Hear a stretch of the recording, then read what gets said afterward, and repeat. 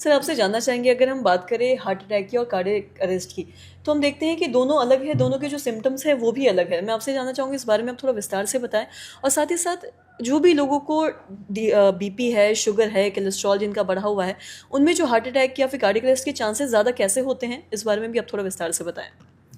Madam, heart attack और sudden cardiac death दोनों अलग अलग चीज़ें हैं, लेकिन आपस में रिलेटेड हैं।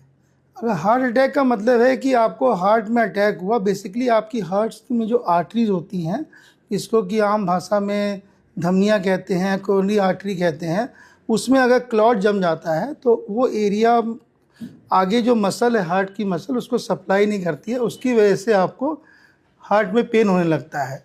तो ये pain in the form of, जिसको कि हम लोग कहते हैं कि ये रेट्रोस्टर्नल पेन, मतलब सीने के पीछे एकदम जो मरीज है वो मुट्ठी लेके करता है कि यहाँ पे दर्द हो रहा है, एसोसिएटेड विथ डायफोरेसिस, मतलब डायफोरेसिस मतलब पसीना आना लगना या सांस फूलना। तो ये हार्ट अटैक के सिम्टम्स हैं। अगर ये पेन, अगर ये बैठने पे आराम मिल जाता है तो इसको हम कहते हैं कि अंजाइना पेन हो रहा है। अगर ये 20 मिनट के बाद भी इसको पेन हो रहा है, पसीना आ रहा है, सांस फूल रहा है, तो इसको हम हार्ट अटैक का लक्षण कहते हैं, इसी को हार्ट अटैक कहते हैं। ये टिपिकल पेशेंट का प्रेजेंटेशन होता है। अगर ये पेशेंट डायबिटीज़ है तो डायबिटीज़ में यूजली कार्डियक नर्व्स इन्वॉल्व हो जाती है, तो पेशेंट वैसा पेन नहीं बता पाता है, तो बोलता है कि मेरा सांस फूल रहा है। तो ये हार्ट अटैक के लक्षण है। आपने ये पूछा कि डायबिटीज़ डायबिटीज़, हाइपरटेंशन और कोलेस्ट्रॉल है, बेसिकली ये सब हार्ट की बीमारियों को बढ़ाते हैं, ये आपस में इंटर रिलेटेड हैं। इसलिए अगर किसी को डायबिटीज़ है तो हम लोग उसको करते हैं कि उसका हार्ट इन्वॉल्व है कि नहीं इन्वॉल्व है। अगर किसी को कोलेस्ट्रॉल बढ़ा है तो हम देखते हैं कि उसको डायबिटीज़ है कि नहीं, या हाइपरटेंशन तो नहीं है, या हार्ट में इन्वॉल्वमेंट है नहीं। इसके अलावा बेसिक ECG, ईको, ये सब करते हैं, तो वो आपस में इंटर रिलेटेड है। दूसरा सवाल है कि सडन कार्डियक डेथ, जैसे कि नाम बताया कि sudden cardiac death, sudden cardiac arrest.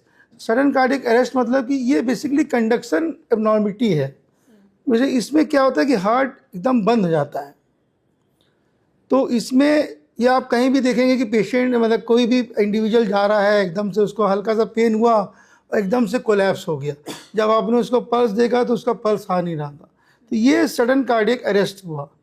तो इसमें आपके पास अगर 3 मिनट का समय होता है, इसमें हार्ट को रिवाइव कर सकते हैं। इसमें आपको एक CPR करने की ज़रूरत पड़ती है, जिसको कि कार्डियो पल्मोनरी रिससिटेशन करते हैं। जब भी हार्ट रुकता है तो उसका ब्लड फ्लो आपका पल्मोनरी में नहीं जाता है, ब्रेन में रुक जाता है। तो उसी 3 मिनट में आपको CPR करना होता है। इसमें कि आपको पहले देख लीजिए कि पेशेंट को समतल भूमि पे लेटाइए, या कहीं भी फास्ट, उसमें कहीं मुंह में कुछ फंसा वसा तो नहीं, डेंचर वेंचर आप हटाइए उसको। फिर आप उसको चेस्ट कंप्रेशन करिए। चेस्ट कंप्रेशन का टेक्निक होता है कि आपको करीब 1.5 सेंटीमीटर आपका कंप्रेशन होना चाहिए, और लगातार करते रहिए। और एक आदमी जो बाई स्टैंडर है उसको बोलिए कि आप एम्बुलेंस से वो करिए। तो पहले क्या, ये बहुत ज़रूरी है, CPR हर इंडिविजुअल को सीखना चाहिए। आजकल ये स्कूल के कुरिकुलम में भी आ गया है कि आपको CPR इसमें करना चाहिए।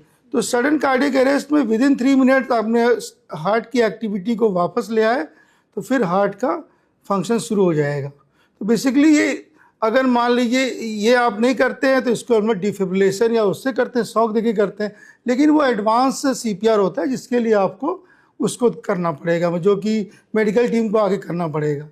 तो ये मेन डिफरेंस है हार्ट अटैक और सडन कार्डियक अरेस्ट में। अगर कोई भी आपका हार्ट बीमारी, जैसे किसी को हार्ट अटैक हुआ, अगर वो उसको हमने ट्रीटमेंट नहीं दिया तो वो भी अरेस्ट में चला जाएगा। तो ये एंड जो रिजल्ट है आपका वो सडन कार्डियक अरेस्ट है, followed by sudden cardiac death.